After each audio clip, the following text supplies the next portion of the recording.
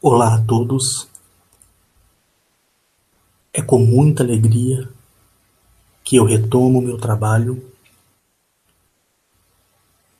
e nesta retomada eu quero falar de um tema, de um encontro que tive com Enlil, que é o primogênito herdeiro do trono de Nibiru. Ele, no encontro que eu tive, ele esclareceu muitas dúvidas que das quais eu tinha em relação a tudo que foi deixado aqui e qual foi a posição dele em relação a tudo isso. Mas antes, eu quero fazer com você um pequeno resumo de toda a verdade que ele próprio me contou.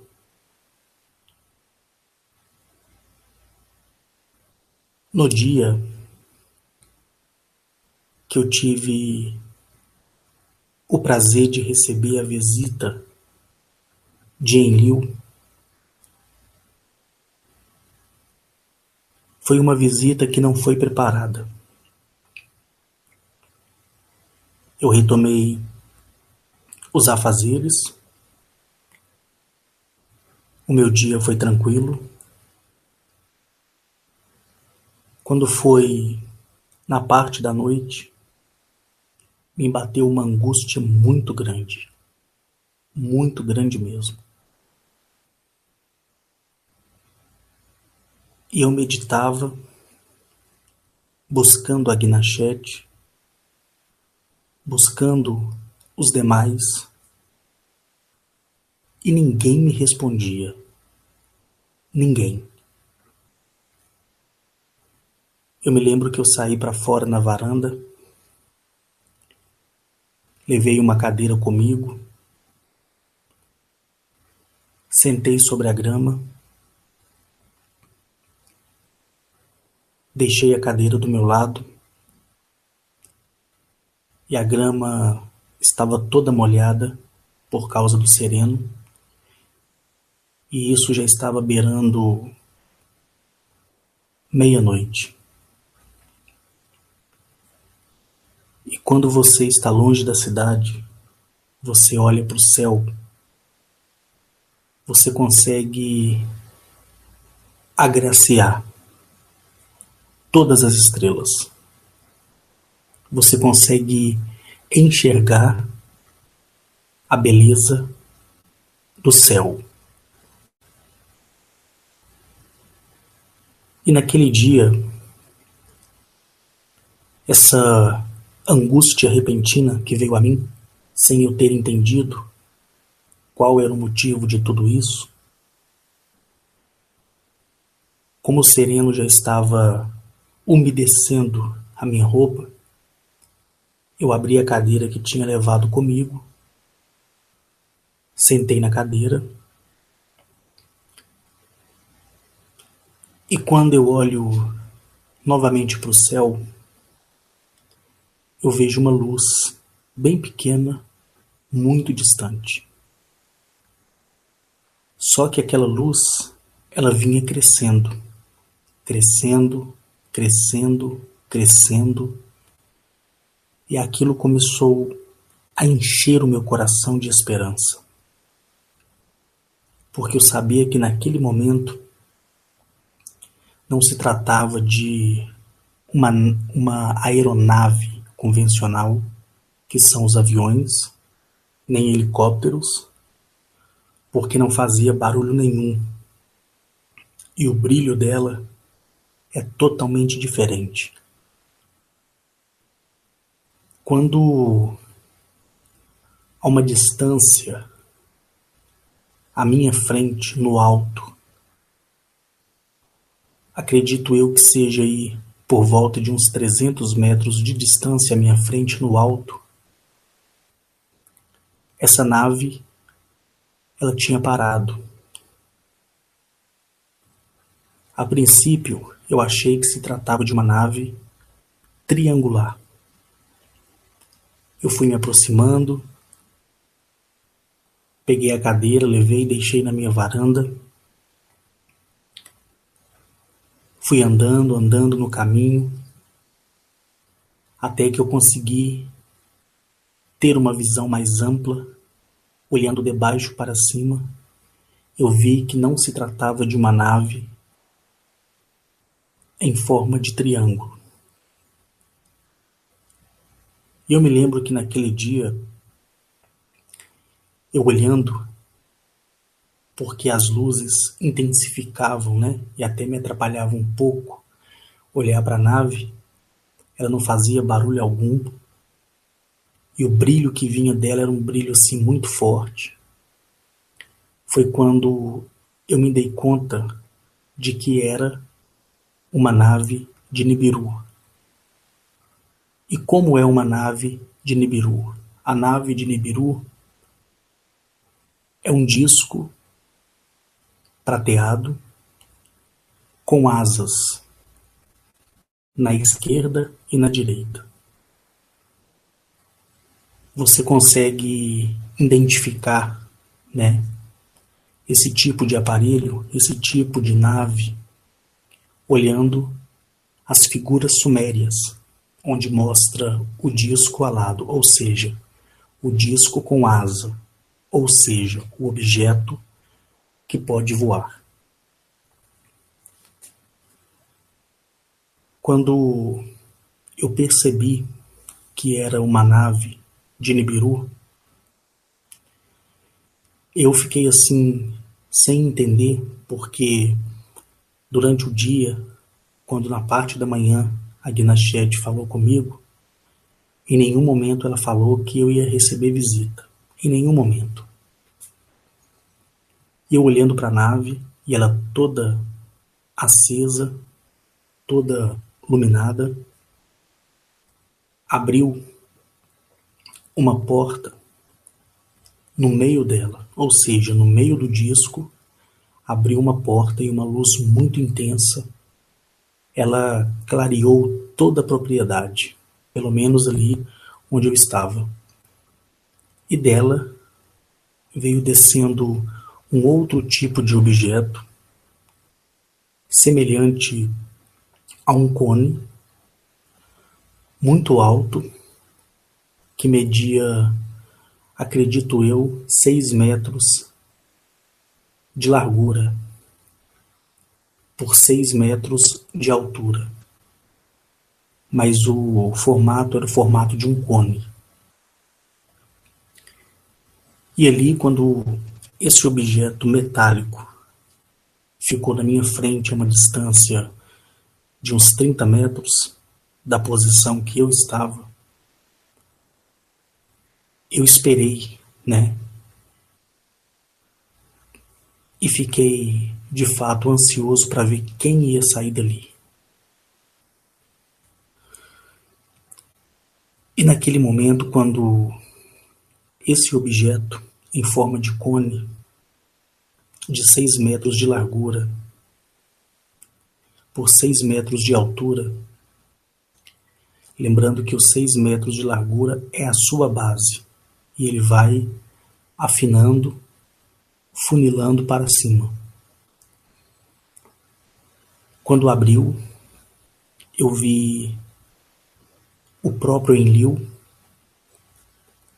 que saiu do objeto.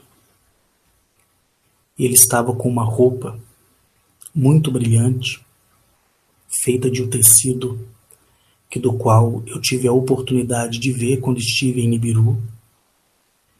Esse tecido é um tipo de tecido que brilha. E esse brilho ele é proporcionado através da energia que emana das dimensões das quais o indivíduo que a usa opera. E naquele momento, quando eu vi Enlil, e eu quero ressaltar para você que o nome de Enlil, na verdade, é Jutenial, quando eu vi ali Jutenial, que é conhecido aí como Enlil, através das traduções de Zecharia Sitchin, ele olhou para mim, evidentemente, veio na minha direção, e ali eu pude contemplar, né, toda a beleza e toda a grandiosidade do herdeiro do trono de Nibiru.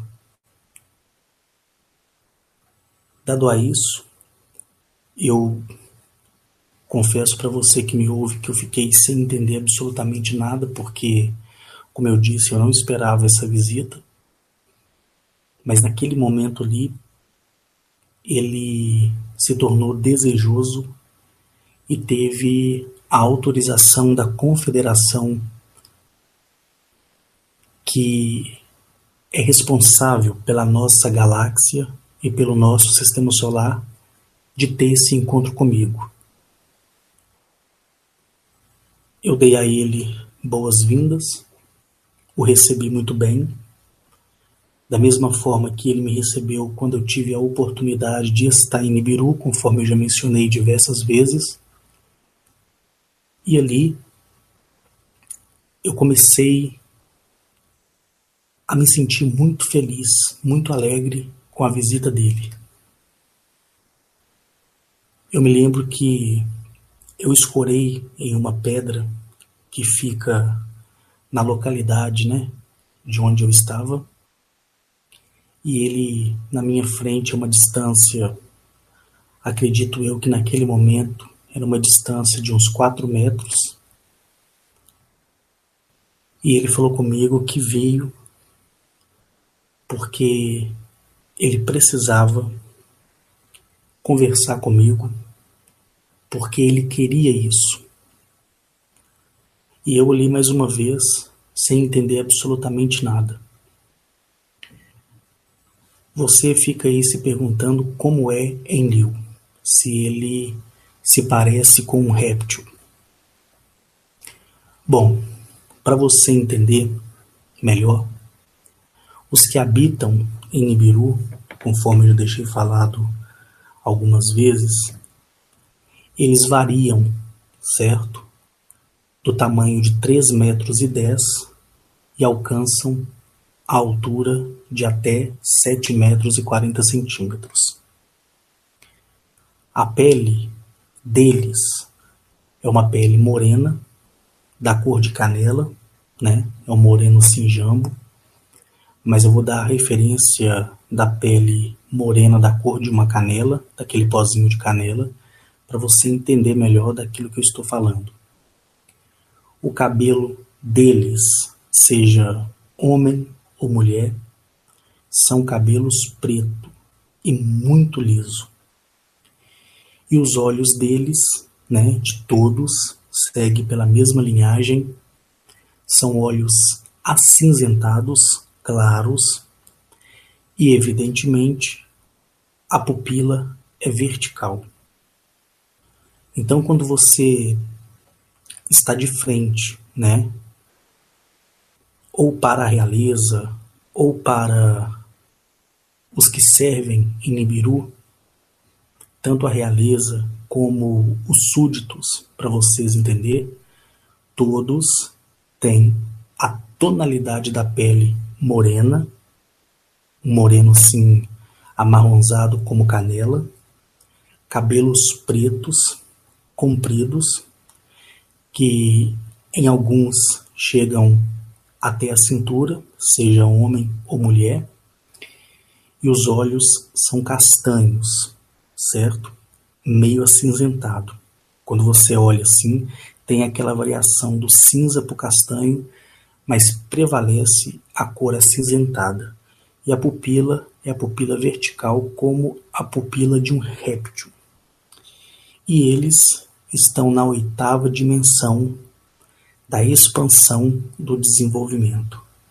Eles poderiam estar em uma dimensão muito mais elevada, só que devido às circunstâncias das quais eles passaram quando estiveram aqui na Terra, dominando o planeta, e devido à exortação da confederação, onde a mesma a expulsou todos, mandando de volta para o planeta Nibiru, eles não gozaram do privilégio da expansão dimensional do seu ser, né?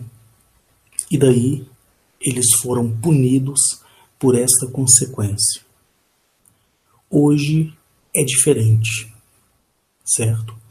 Hoje eles são muito mais conscientes do que fizeram, certo? Eles têm uma intelectualidade muito mais elevada e todos eles têm um arrependimento muito grande por consequência daquilo que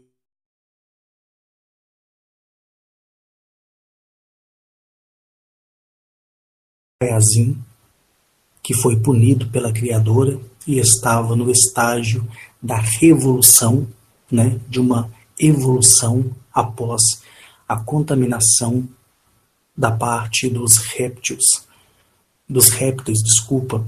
que são répteis puros, primordiais, que estiveram aqui, certo? E quando eles vieram à Terra, eles, evidentemente, anularam essa punição da Criadora, quebrando a matriz e redescobrindo o código de DNA e refazendo o Rayazimal, podemos dizer que era o primeiro Adão, né? Ou seja, Adapa, o primeiro homem.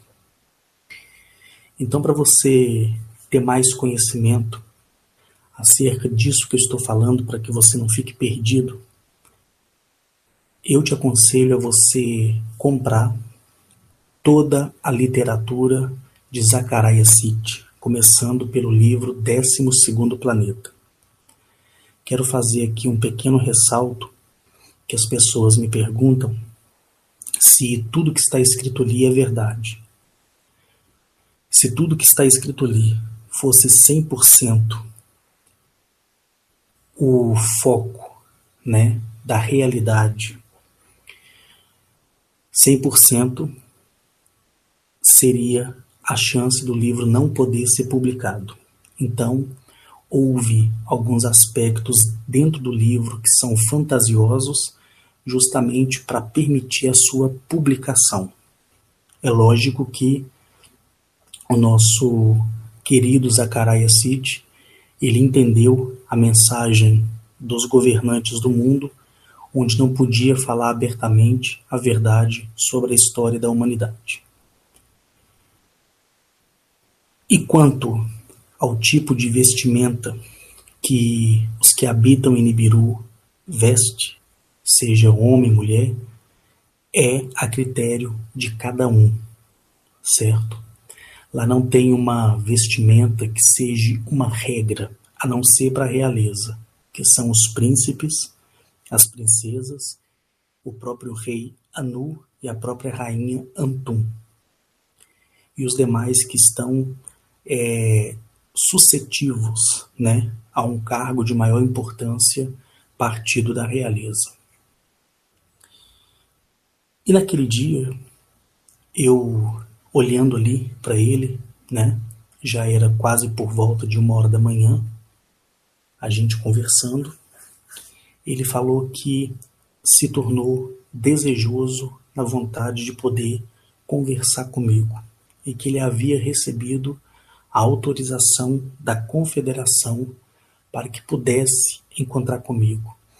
E ele havia pedido a Agnachet que não falasse da vinda dele até o meu encontro naquele dia, porque se trataria de uma surpresa que o mesmo queria fazer comigo, uma vez que pela segunda vez eu estava em Nibiru e ele prometeu uma visita e naquele momento ele tinha cumprido ali a sua promessa e havia ali me visitado. Para que nós pudéssemos, né, ficar um pouco mais à vontade, apesar de o meu caseiro já estar dormindo, né? As pessoas que estavam ali comigo já estão dormindo, e mesmo que não estivessem dormindo, com certeza não iriam dormir rápido, certo? Porque quando há um contato assim, de quarto e quinto grau, que é o que acontece comigo em um plano físico, não em um plano astral, somente quando eles querem é que as pessoas que estão ao meu redor permanecem acordadas e têm o privilégio de ver. Do contrário, eles, né, através do seu campo dimensional que eu já expliquei, essas pessoas começam a ter sono ou isola-se o tempo e o espaço, e eu posso ficar com o indivíduo ali, com o irmão da estrela, até por um dia inteiro, mas na percepção da pessoa seria como se fosse um atraso ou uma antecipação do tempo entre 1 minuto até 60 minutos. E ali, mesmo com toda essa segurança, eu fui levado para dentro da nave de Nibiru. Primeiro, ele entrou novamente nesse objeto no formato de cone. O objeto suspendeu-se no ar e acoplou em sua nave. Depois o objeto desceu, abriu instantaneamente na minha frente. Eu entrei nesse objeto e fui levado para dentro da nave. A nave permaneceu no mesmo lugar, certo? Mas ela se tornou invisível aos olhos de qualquer pessoa que passasse ali a cerca de 100, 50 quilômetros em uma reta, olhando, não veria absolutamente nada, nenhuma luz nem nada. Ela auto se camuflou dentro do eixo do espaço que eu tenho falado para vocês, que depois mais à frente eu faço um vídeo explicando tudo isso, mas eu ainda uso o exemplo da cebola para que você entenda como funciona as dimensões e as frequências de tempo e espaço. E ali, na sala de comando dele, lembrando que a nave ela é muito, mas muito grande, o disco central, que é a cabeceira de toda a estrutura da nave, ela tem aproximadamente, e varia muito o tamanho, tá? Mas eu vou dizer aquela nave, mas a maioria ela é igual ou superior, mas tem a mesma característica de elaboração de engenharia, né? Ali, essa nave, esse disco central, que é a base da estrutura da nave, pelo menos daquela nave ali, era de 18 quilômetros de circunferência.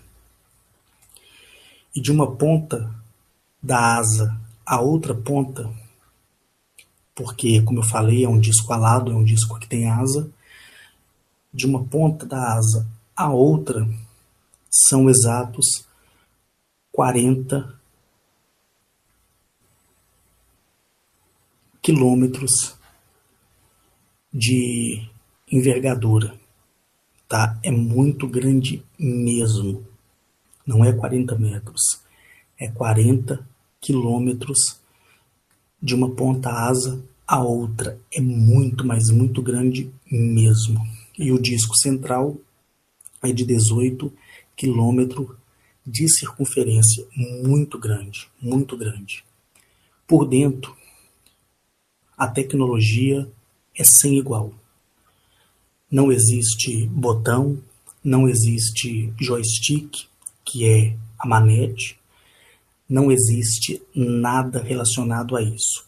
Existem poltronas, tá? Que são formadas através da vontade daquele que conduz a nave ou daquele que necessita se assentar na nave. E essas poltronas, elas são formadas de minúsculas partículas inteligentes. Ou seja, imagine um frasco contendo 1 bilhão de bolinhas, e essas bolinhas têm uma sincronia artificial avançada e inteligente. E ali cria-se um modelo em uma sintonia de perfeição, onde através daquele dispositivo, ou seja, através daquela nanotecnologia, se forme o que é sólido através do comando mental. Quero também aqui deixar claro que nenhum deles precisa usar capacete para interagir com a tecnologia da nave, ok? Ali, aquela poltrona, que por sinal muito confortável, se formou na minha frente através dessa nanotecnologia, que são essas bolinhas de inteligência artificial que tem a capacidade de formar qualquer tipo de objeto em qualquer instante, basta o comando mental daquele que é codificado para a nave. Eu me sentei ali com Enlil, perguntei sobre o seu irmão Enki, sobre o seu pai Anu, e o que me chama a atenção, e eu já falei algumas vezes para vocês, é que aquilo, né, que se vê divulgado na internet, até mesmo em algumas partes da obra de Zecharia Sitchin, sobre a rivalidade entre Enki e Enlil, nos dias da atualidade isso não existe, certo? Mas quando eles estavam amadurecendo, quando eles estiveram aqui a primeira vez, lembrando que Anu ele já tinha vindo aqui na Terra muito antes, tá? E na segunda vez que eles estiveram aqui, existiu sim uma rivalidade mínima, mas não como narrada, não como as pessoas pensam, por causa da posição estratégica que foi colocada por Anu. Então, não havia ali aquele consentimento em relação à posição que cada um tomava para o processo de mineração em nosso planeta e extração de ouro e de outras pedras preciosas também. Mas eu não vou falar sobre isso, tá? Dado o momento que eu estava ali de frente com o Enlil, eu perguntava para ele, né, o que seria da espécie humana, mesmo já sabendo a resposta, mas eu queria ouvir dele, se a raça humana continuasse a glorificá-lo. O que seria da raça humana se ela se voltasse à prisão?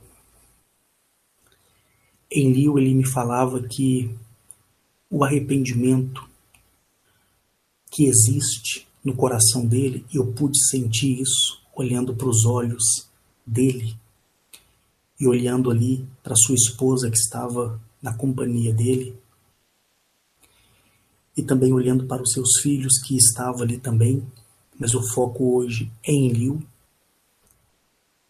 Eu sentia, através da minha centelha, a verdadeira e real tristeza de Enlil acerca do que houve com a humanidade através da briga, da disputa, da discórdia que aconteceu no seio familiar dos que habitam em Nibiru naquela época. Bom, durante a nossa conversa, e eu percebendo a tristeza de Enlil, ele me falava que o maior arrependimento dele era ter comprado uma briga com o seu sobrinho Marduk, que é filho de Enki. Porque houve uma separação e Enlil, ele se intitulou como sendo o Deus dos deuses. E como você pode hoje identificar Enlil? Enlil nada mais é do que é o Deus Javé e Yavé, ou seja, o Deus bíblico. E naquela época, o clã, né, a espécie, a família voltada do lado de Enlil, começou a trabalhar para que tudo isso viesse se fortificar. Esse conceito de um Deus único. E Marduk, o seu sobrinho, que hoje já não existe mais, foi totalmente destruído, certo? Qualquer canalização ou qualquer mensagem de Marduk para a humanidade é mentira. Não existe sequer fragmentos desse ser, que é o filho de Enki, porque ele foi sentenciado e punido pelo Criador e pela Criadora, correto? E mais uma vez eu vou dizer, não existe reencarnação vinda de seres alienígenas, tá? Mas enfim, para comprar a disputa de território, Enlil se intitulou como sendo Deus, o Deus dos deuses. E houve ali, entre a família, uma grande conspiração. Tudo que eles não podiam fazer, eles fizeram. Correto?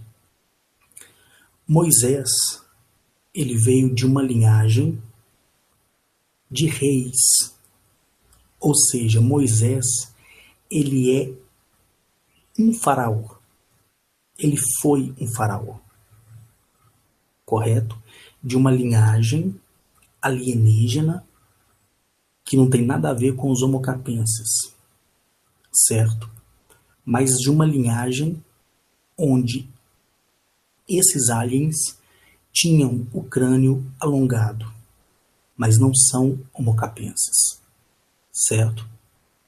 Depois vocês vão entender a definição de um homocapense.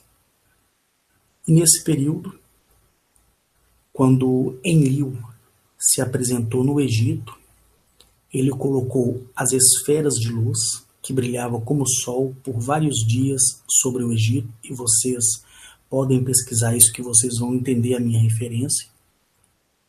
Depois ele observou, certo, Moisés, que na verdade é Tutancâmon, por incrível que pareça. E isso para muitos é absurdo, mas não é.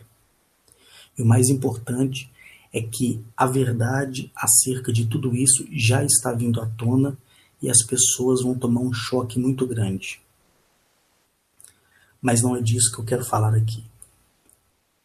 Então, Enlil, ele pregou um novo ensinamento para o híbrido Moisés, que na verdade é Tutancâmon, correto?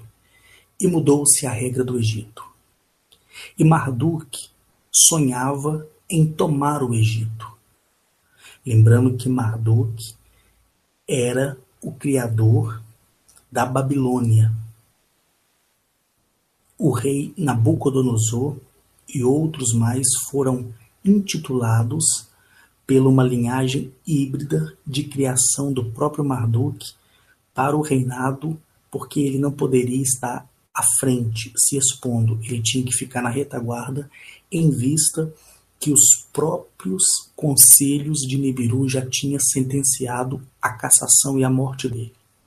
Mas para que Marduk perdesse a credibilidade e para que se formasse um conselho de um único ser, em vista que a humanidade já estava perdida, como está agora, Enlil, ele fez essa apresentação a Tutancâmon, que é aí o Moisés bíblico, correto? Passou um novo ensinamento, se intitulou como um Deus único, correto? Conhecido como Yahvé, Javé, o Todo-Poderoso, e você pesquisando você vai ter essas referências, pode ter certeza disso. E Enlil promoveu todos os acontecimentos, né, que são aí narrados no Antigo Testamento. Uma vez eu falei para vocês que toda a história ou todos os textos que formaram a conjunção Bíblia, que Bíblia significa livros reunidos, ou seja, livros montados, ali Enlil teve a sua participação. E nesse intervalo, né, nesse meio tempo, houve outras interações de outras raças que chegavam em um determinado espaço de tempo que se dava de 600 até 1200 anos a um tempo a outro. Quando criou-se, a tão famosa Arca da Aliança, foi por quê? Porque Enlil ele tinha se ausentado da Terra. Ele tinha ido para a estação espacial que orbitava o planeta Terra. E já havia o conselho onde Nibiru tinha sido expulso do planeta Terra. E quando eu falo Nibiru, não é o corpo planetário, são os seus cidadãos, para você entender. Então já estava havendo aquela transição e aquela transposição de expulsão de todos os cidadãos de Nibiru. Só que Enlil, nesse meio tempo, ele já estava passando os novos ensinamentos. Ele estava gostando de se apresentar como único e verdadeiro Deus. Mas como ele não podia mais estar fisicamente na Terra, ele ordenou que se criasse uma caixa de madeira e que adornasse ela de ouro, e ele colocou uma tecnologia que é um motor radioativo, mas não é nada de uma radiação semelhante às radiações dadas por urânio empobrecido ou urânio enriquecido. É um outro tipo de dispositivo que propicia uma radiação muito letal e totalmente diferente. Por isso a necessidade de ter adornado essa arca de madeira com ouro. E não é esse ouro do qual você vai no ourives e pede para ele fazer uma aliança. Não é um ouro de 24 quilates, não é um ouro de 18 quilates. É um ouro monoatômico. É um ouro muito mais superior do que esse ouro que nós encontramos e que é mesclado e preparado quando na verdade não tem 100% da sua pureza, como é o ouro monoatômico. Então esse ouro monoatômico, ele tem uma propriedade mineral muito elevada. E ele retém qualquer tipo de radioatividade, certo? E ali Enlil colocou alguns dispositivos tecnológicos avançadíssimos para dar um comparativo tão avançado que você vendo o pouco de tecnologia que já foi revelado para nós, tirando aqui existe e que não foi revelado porque faz parte de um projeto secreto muito maior,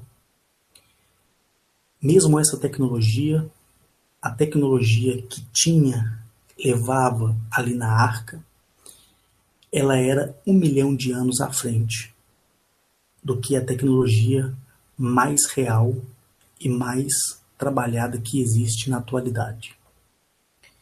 E ali continha dispositivos de frequência, onde o próprio Tutancâmon, que é aí o Moisés bíblico, tinha uma interatividade maior, direta, com Enlil.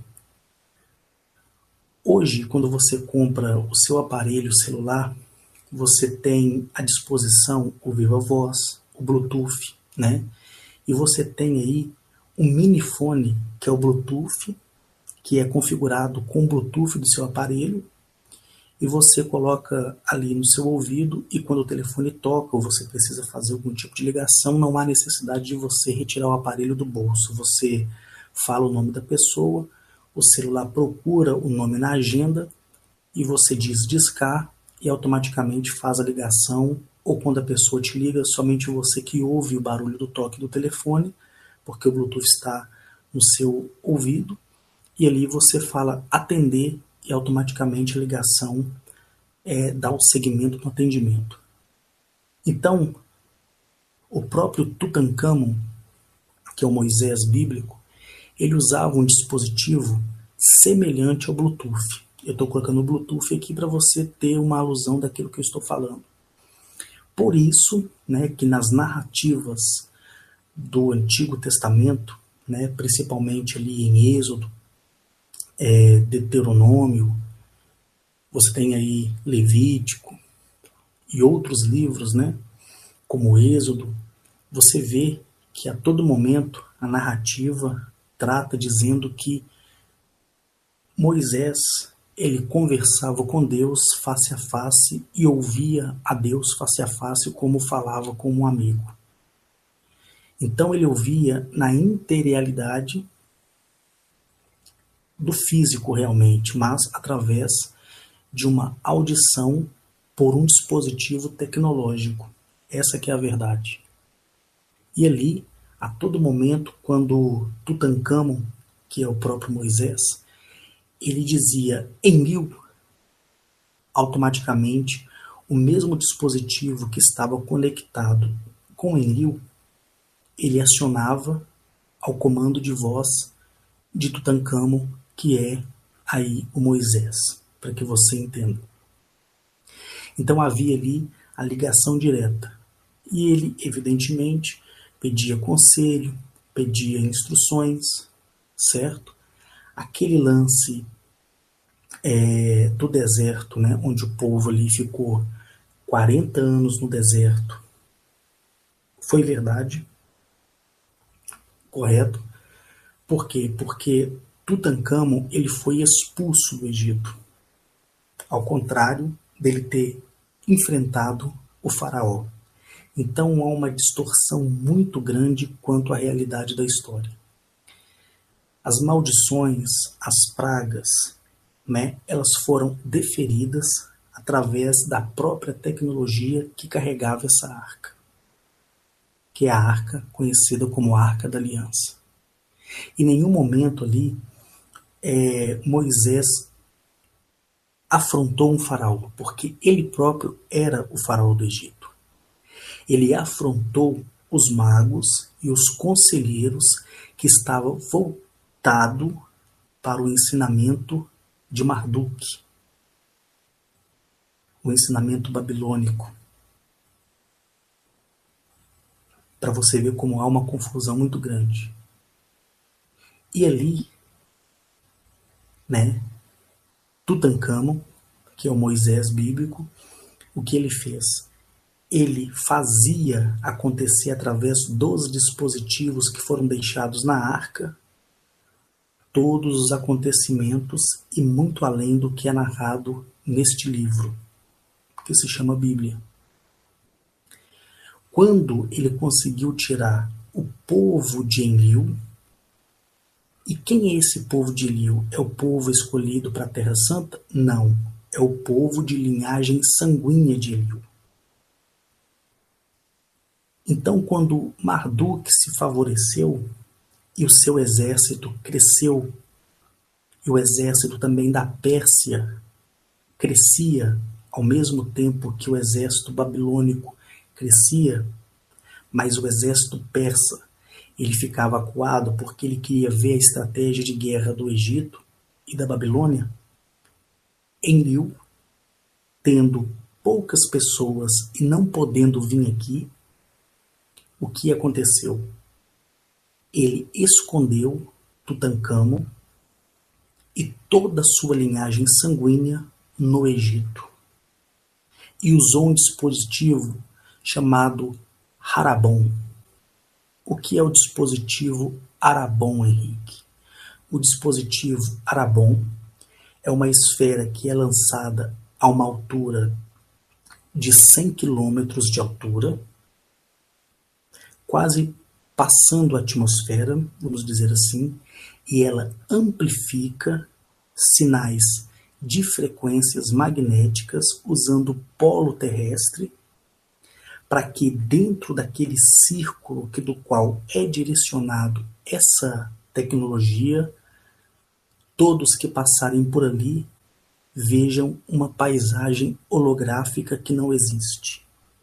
E a energia que emana da paisagem holográfica na mente daquele que a vê faz com que ele desvie o seu caminho. Por isso, a linhagem sanguínea de Enlil, que é o Deus bíblico mencionado, que é o Deus Yahvé, de Javé, ele teve que manter o pouco de pessoas que ele tinha para o seu propósito no segmento da purificação do seu próprio segmento de sangue, da sua linhagem de sangue. E cresceu-se e se tornou revoltoso o exército de Marduk, que foi ao encontro do Egito e dominou o Egito. E ficou ali no Egito por 760 anos. E nesse intervalo, passou-se 40 anos, o povo saiu daquele círculo holográfico, seguiu o caminho indicado por Enlil e houve o entrelaço entre a história.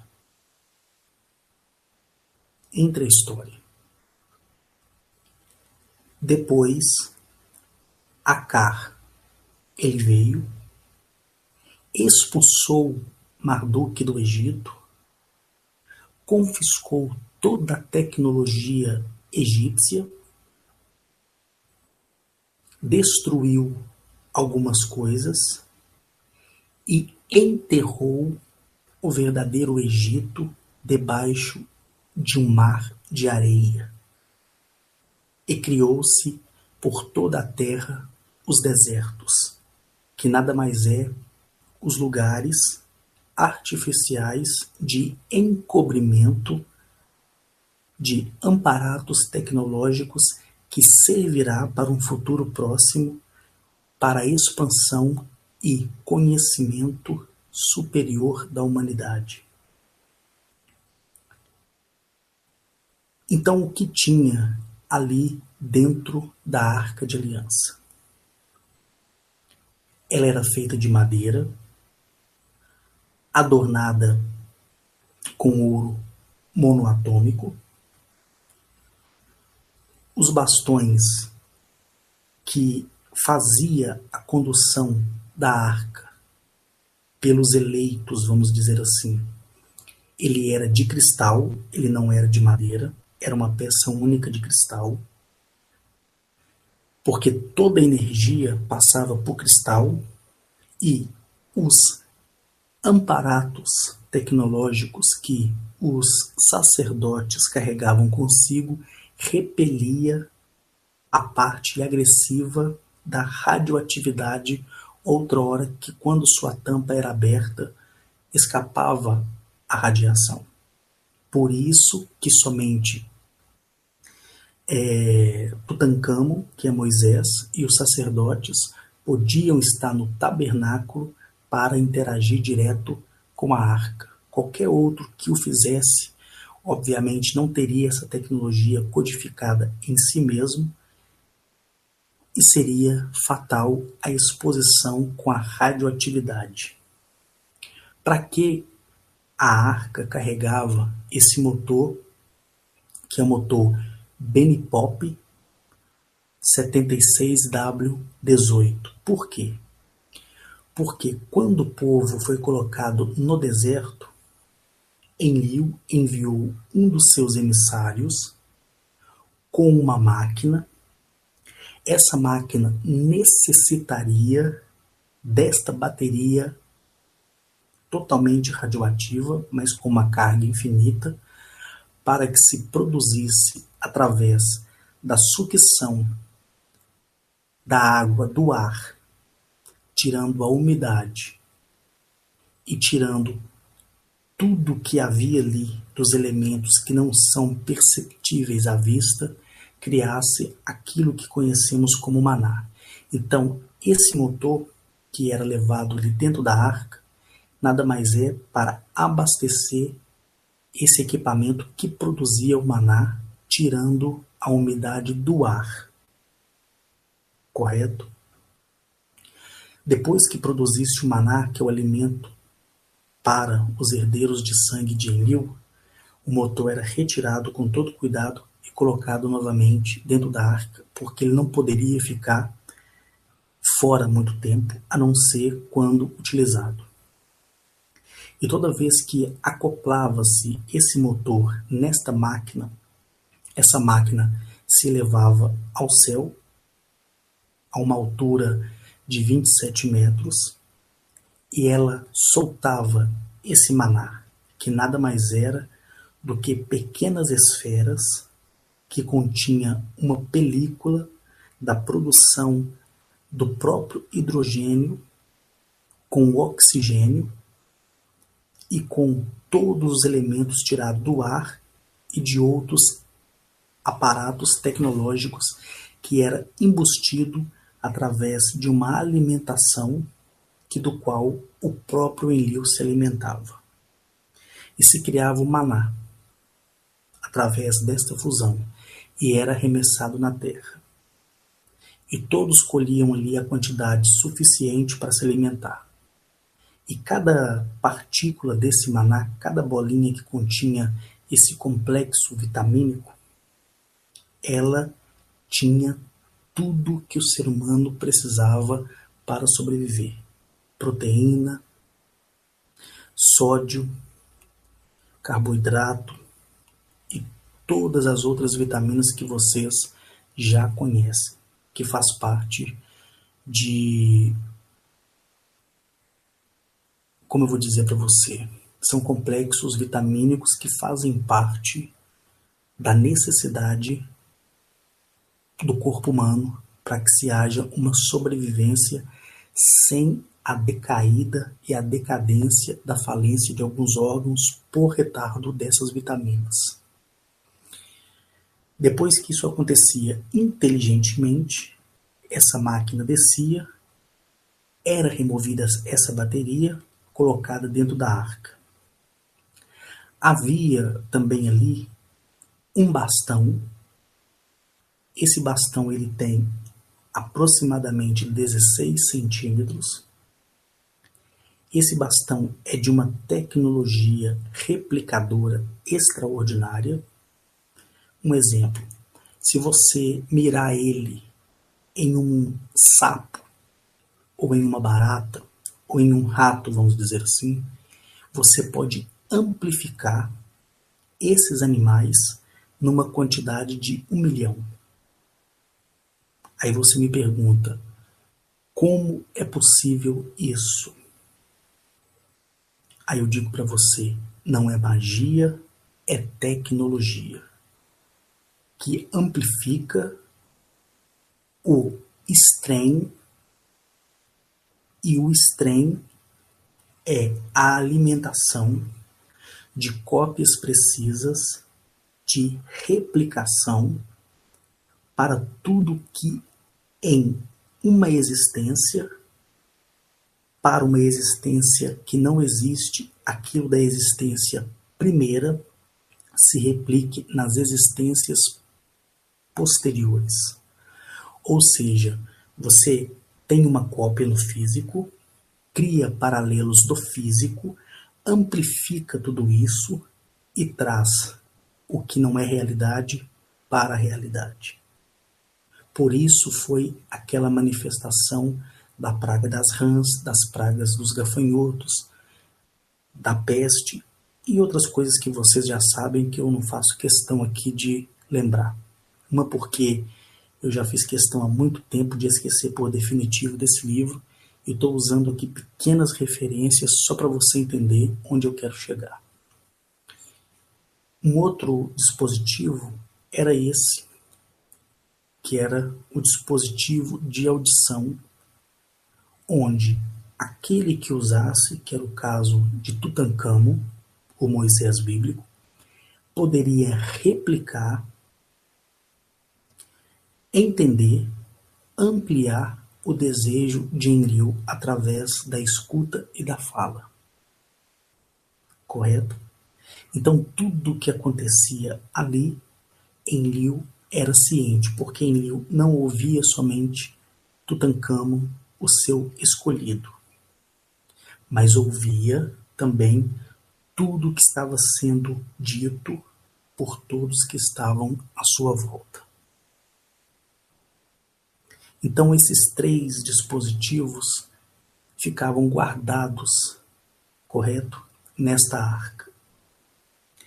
Em um determinado tempo, por desobediência, Enlil, correto? Ele veio novamente à Terra, teve os seus encontros diante dos olhos de todos, porém com uma manifestação muito mais sublime e avançada, para intimidar e agraciar todos aqueles que estavam sendo guiados por Tutancâmon. Então, depois do processo de expulsão da família de Anu, onde Enlil, por um determinado tempo, não poderia mais voltar a Eliape, ele cumpriu o seu desejo e o seu povo se dispersou.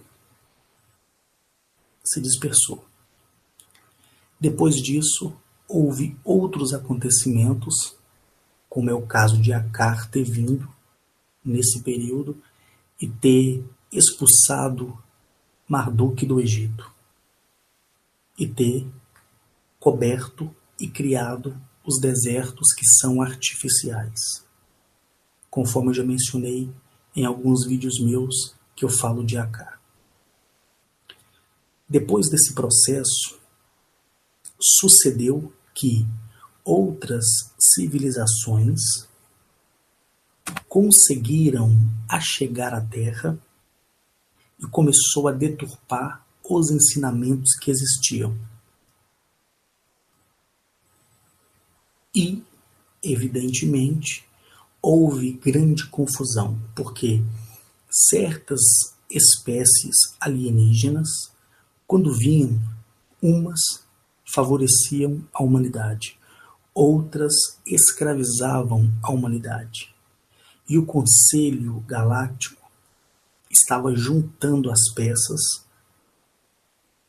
para que entregasse Eliape a um determinado grupo, onde se formasse um conselho nesse grupo para supervisão e reação imediata em defesa de Eliape.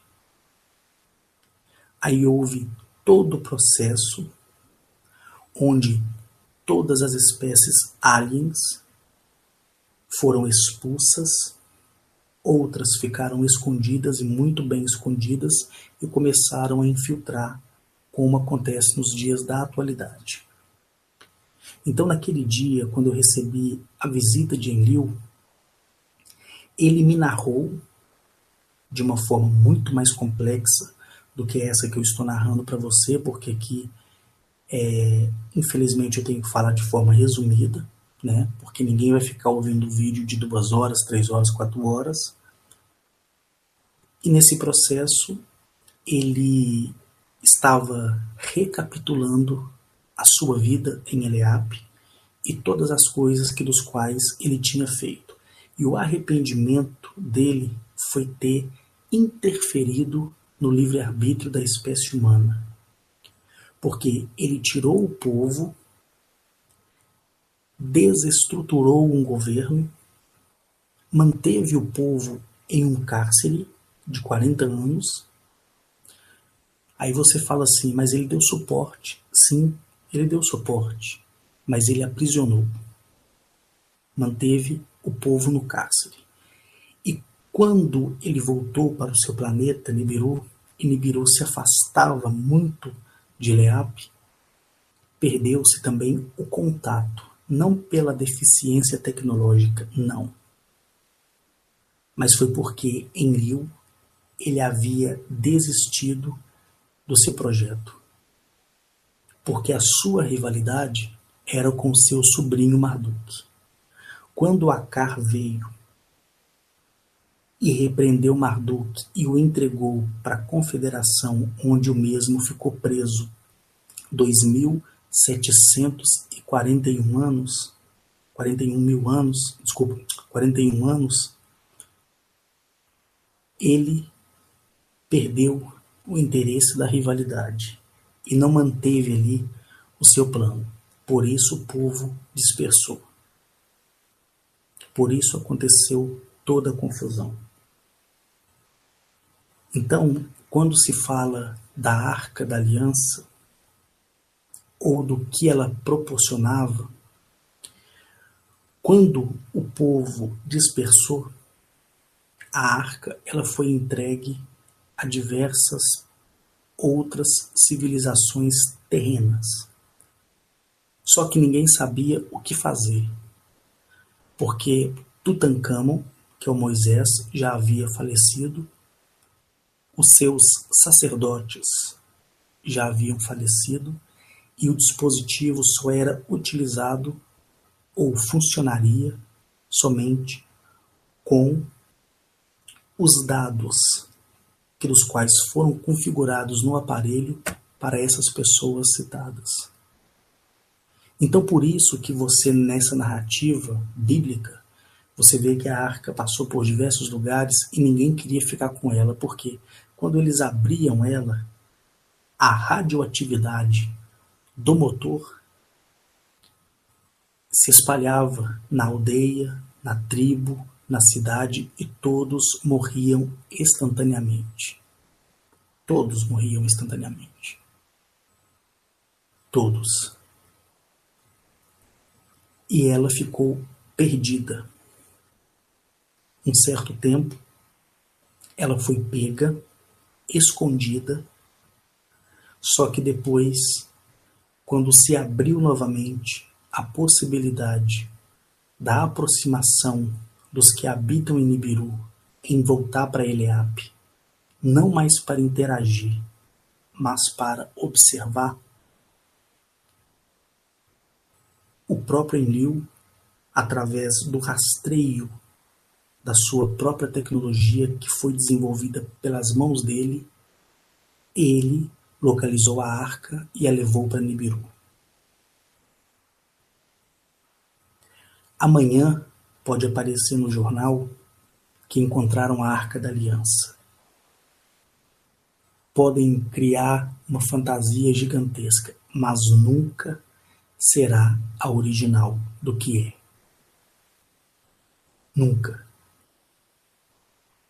E nesse dia que eu estive com Enlil, que ele veio me visitar, e ele fez uma retrospectiva da sua vida, me narrando esse conhecimento e essa história que estou contando para você, que eu ouvi da boca dele, dentro de sua nave, que é operada através de painéis de tecnologia avançadíssima pelo desejo do pensamento, não pelo apertar de um botão ou pelo direcionamento de uma manete ou de um manche ou de uma alavanca, somente com o poder mental, o desejo que é expressado do seu campo de energia pessoal, direcionado ao campo de inteligência artificial do objeto voador. Quando eu ouvi da boca dele a sua retrospectiva, eu achei interessante, entre tudo que ele me falou, que não vai dar tempo aqui para falar para vocês, colocar em pauta esse tema da Arca da Aliança que as pessoas têm me perguntado muito. Então, esse foi o intuito da criação da Arca. Porque o povo de puro sangue de Enlil não podia levar o dispositivo em suas mãos, porque morreriam. Então foi necessário criar uma arca de madeira e adorná-la com ouro monoatômico para deter a radioatividade. Lembrando que esse dispositivo é o motor da máquina que criava o maná. E também abrigava o bastão de tecnologia replicadora, como o dispositivo de fala e audição de Tutancâmon, que é, evidentemente, o Moisés bíblico. Eu tive que ir na história da Bíblia, desse conjunto de livro, para te explicar. E espero que em poucas palavras você tenha entendido. E para que esse vídeo não fique grande demais, eu me despeço aqui de você, porque também eu não posso dar a você tudo mastigado. Como eu disse, você é responsável pela busca do seu conhecimento. Eu aqui só estou narrando as minhas experiências e as minhas viagens com eles. Separa o seu dinheiro, vá na livraria Leitura, ou até mesmo no Mercado Livre, compre pelo menos o primeiro livro, O 12º Planeta. Depois você compra o outro livro, Havia Gigantes na Terra. Depois o outro livro, A Guerra entre os Homens e os Deuses. E assim você vai sabendo qual é a essência da história. Lembrando que tanto o 12º Planeta, como o livro perdido de Enki, como Havia Gigantes na Terra e a Guerra entre os Homens e os Deuses, ali eu vou dizer para você que é de 80% a 90% a narrativa verdadeira. 10% é ilusão, é criação, é fantasia. E como você vai perceber essa fantasia? A essência do Criador verdadeiro e da Criadora verdadeira é que vai mostrar a você. Pode estar certo disso. Então, quando você estiver fazendo a leitura, que você não concordar com o que foi dito ali, não por teimosia, mas porque você viu que aquilo não tinha sentido, aquela parte é falsa. Quando você lê e aquilo te entusiasmar, e o seu coração encher de alegria e de interesse de continuar lendo, aquela parte é verdadeira. No mais, você tem aí acessível a você o Google, que é uma ferramenta de busca e pesquisa muito boa, e você pode buscar a história de Enki, a história de Enlil, você pode pesquisar quem é Enlil, qual é as referências que trazem o nome Enlil, certo? E isso vai te levando uma informação a outra, aí você vai falar assim, poxa, não é que o Henrique tinha razão? Aí você vai amadurecer no campo de interesse próprio, de pesquisar e não somente ingerir aquilo que é te falado. Então aqui foi um vídeo simples, uma coisa tranquila para incentivar a você a saber da sua real essência, da real história do seu planeta. Porque eu não posso aqui mastigar e colocar na sua boca. Eu tenho que te dar ferramentas para que você, se interessar, você correr atrás e buscar o próprio entendimento.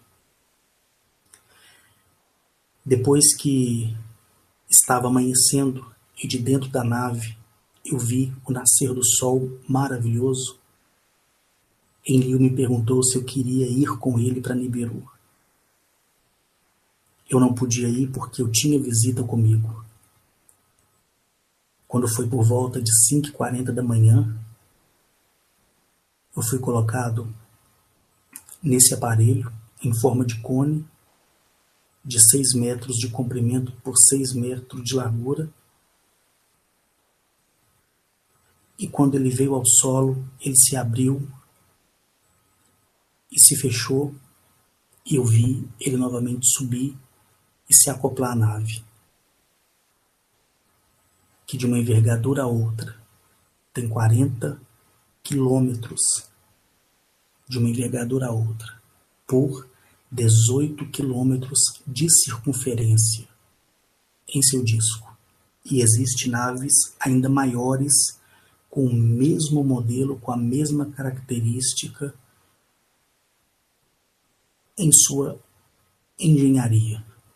Porque todos ali optam por essas naves que são os discos voadores, porém com asas, discos alados, discos com asa, que você encontra nas figuras suméria. Quando você vê um disco com asa, que é muito representado no Egito, muito representado nas figuras sumérias, você vai entender e vai ver um círculo com asas, ou seja, disco alado. É a nave principal dos que habitam em Nibiru. Enlil, ele não passou nenhuma mensagem para a humanidade, a não ser ali diante de mim, fisicamente, expressando a sua tristeza por ter feito tanta besteira quando disputava com seu irmão Enki, quando disputava com os seus sobrinhos e filhos espaços no planeta Eleape. Porque quando eles foram expulsos, tudo isso se tornou fantasia para eles e eles viram que de fato eles eram fracos e não tinham resistência e que a Terra não pertenciam a eles. Em um outro vídeo eu falo da evolução genética que eles adotaram para si para tirar a característica de réptil. Quando os reptilianos puros, bondosos de coração, criou eles, como eu disse para vocês, o corpo deles, de alguns, eram azul, escamoso, com feição de réptil, humanoides, outros eram acinzentados, outros eram esverdeados, outros eram amarelos, outros eram pretos, e de acordo com o avanço da tecnologia científica, da quebra do DNA, eles foram alterando o processo do corpo. Ou seja, um exemplo é a pessoa que necessita fazer uma cirurgia plástica. Para você ter uma alusão, você vai e, junto ao seu cirurgião plástico, você faz a mudança que você quer no seu corpo. Mas ao invés deles entrarem nessa mudança através de uma cirurgia, a mudança foi através da reestruturação da sua genética, porque eles não queriam se parecer como répteis humanoides. E esse processo, quando eles estiveram na Terra, ainda eles eram répteis. E de acordo com os anos passando, os milênios passando, foi modificando o corpo, e hoje, quando você olha para eles, vocês conseguem identificar, a gente consegue identificar que eles são répteis. Por quê?